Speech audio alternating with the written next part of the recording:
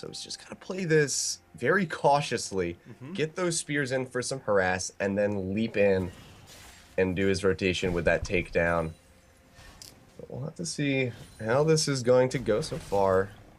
Just CSing back and forth, Mm-hmm. no real aggression coming out from either side.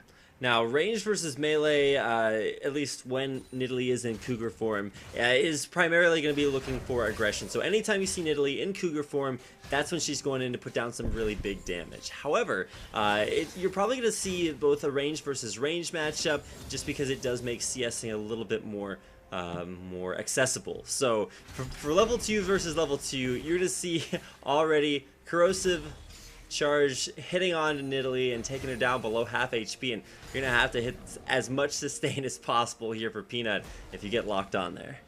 Yeah, and one of the big things to keep in mind here is because of Urgot's passive, that Zon Touch Bolt Augmenter, every time he lands an auto attack or an Acid Hunter on his target, he reduces their damage dealt by 15%. Oh. But as we can see, he's already going hard, and he is ripping through Peanut right now, taking him down. Yeah, 15% already. Bengi just absolutely ripping through Peanut.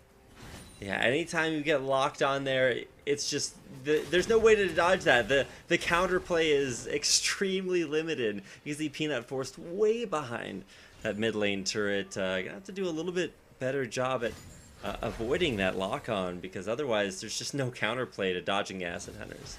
Yeah, and as we can see, he's already getting zoned out quite well. Bengi doing an effective job of playing forward in the lane, and he's already establishing a CS lead. Now 17 to 10, and he's pushing in under the turret. This is going to be his chance to get in some extra damage here and really establish just kind of his, his foothold here in this matchup.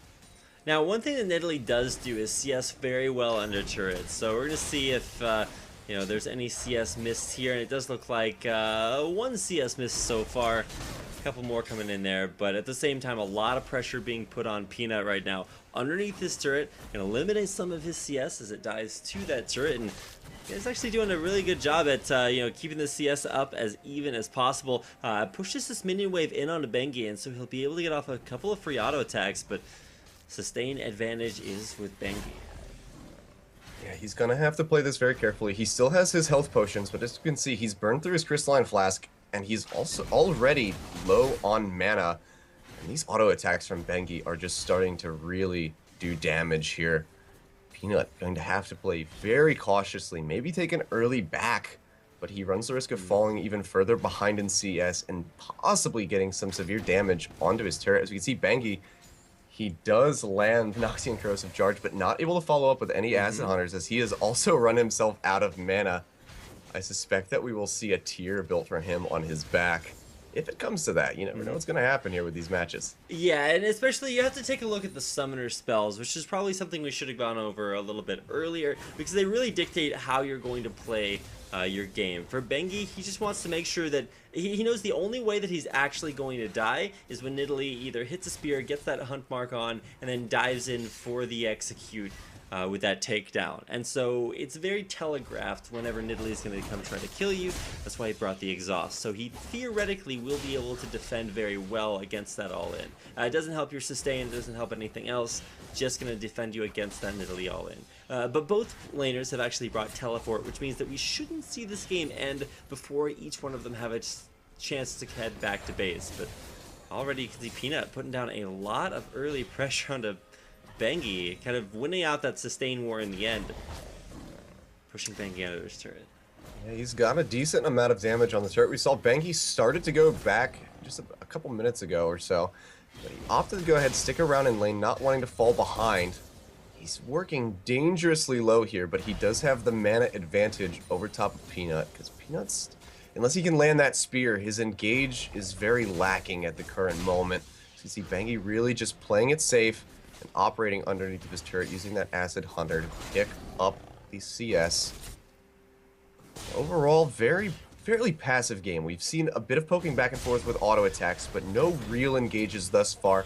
Bengi gets that lock on.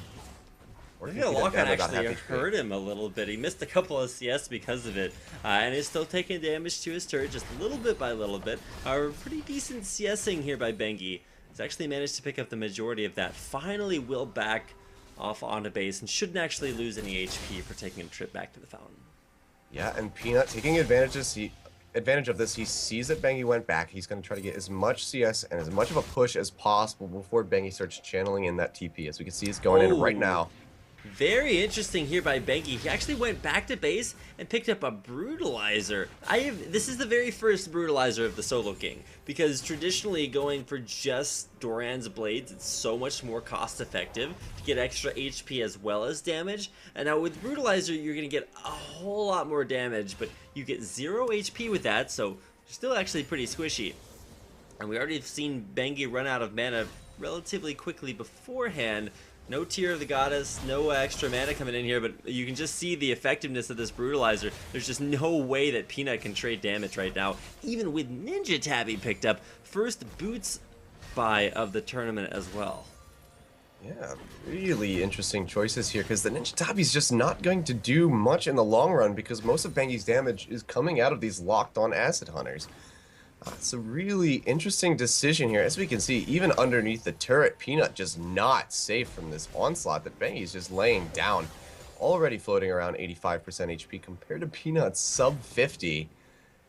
Not looking good so far in this item exchange.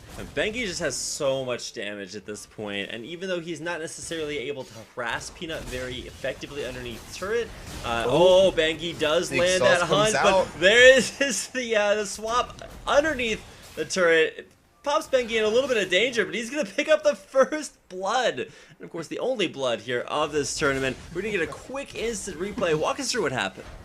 Yeah, so as you can see, Peanut just really goes ham, tries to aggress in Cougar form, but he just gets exhausted out immediately. The hyperkinetic position reverser comes out from Bengi, and combined with those Noxian Corrosive charges and the Acid Hunter, he's able to just work him down. He tries to get to safety, and